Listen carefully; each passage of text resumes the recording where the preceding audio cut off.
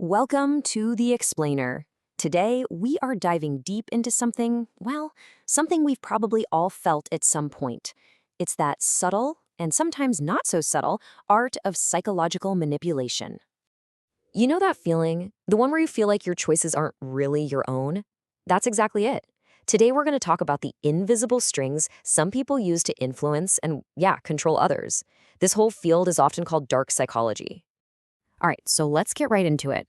Before we can spot it and, more importantly, figure out how to resist it, we need to be super clear on what we even mean by dark psychology. So, this isn't about some kind of mind-reading superpower or magic trick. Not at all. It's actually a very real and kind of systematic process. It's about knowing exactly which psychological buttons to push to get the response they want. And you can bet it's almost always for their own personal gain. Okay, so let's crack open the manipulator's playbook. We're going to look at some of the most common and, frankly, most powerful strategies out there. Because really, understanding these is the absolute first step to spotting them in your own life. And this first one, wow, it's one of the most insidious tactics out there. It's designed to slowly chip away at your confidence, to make you doubt what you know in your gut is true. The end goal? To make you more and more dependent on them for your sense of what's real. You know, the name for this tactic actually comes from somewhere. It's from a famous play from 1938 called Gaslight. It's about a husband who tries to convince his wife she's going insane. He'd secretly dimmed their gas-powered lights, and whenever she mentioned it, he'd deny it ever happened. It's a chillingly perfect metaphor for how someone can weaponize reality itself. Isolation. This is a classic move, right out of the playbook. See, manipulators know that if they can get you alone, you're a much easier target. So they'll work, often in really subtle ways, to cut you off from your support system, your friends, your family, the very people who could give you that much-needed reality check. Have you ever been in an argument where somehow you end up apologizing even though they were the one who did something wrong? If that sounds familiar, you've probably seen this tactic in action. They just flip the script, play the victim, and suddenly they've dodged all responsibility and made you feel guilty. It's wild. And listen, these tactics aren't just for one-on-one relationships. They're used on a massive societal scale. I mean, look at this example from the fictional country Snedeland. The government is facing real problems: unemployment, corruption, a failing economy. So what do? Instead of fixing the problems, they create a diversion.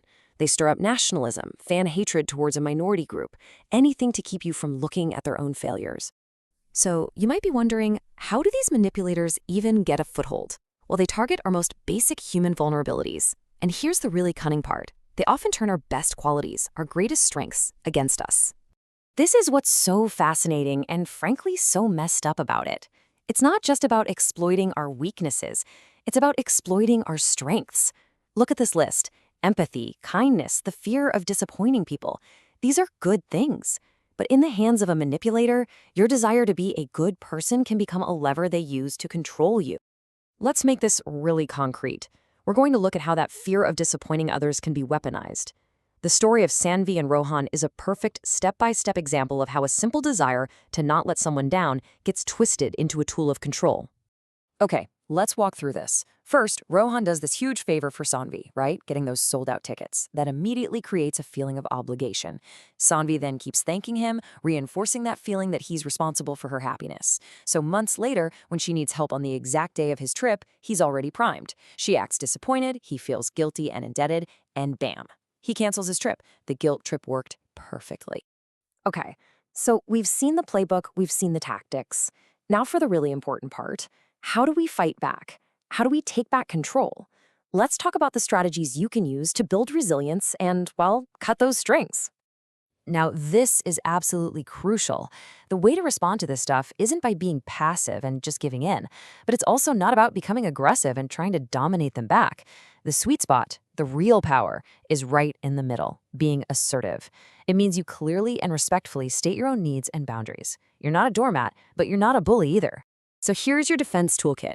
And this isn't a one-and-done kind of thing, it's a practice. It starts with just accepting the reality of the situation.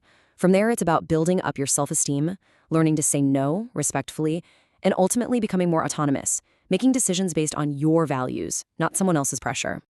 And really, that's what it all boils down to. It's not about learning clever counter tricks. The real power to resist manipulation comes from building a strong sense of self. one that just can't be easily shaken by somebody else's games. So, when we ask, whose hand is on your strings, the goal isn't to make you paranoid, it's to make you aware. Because understanding these tactics is the first step to becoming resilient. It's about making sure that the only person pulling your strings is you.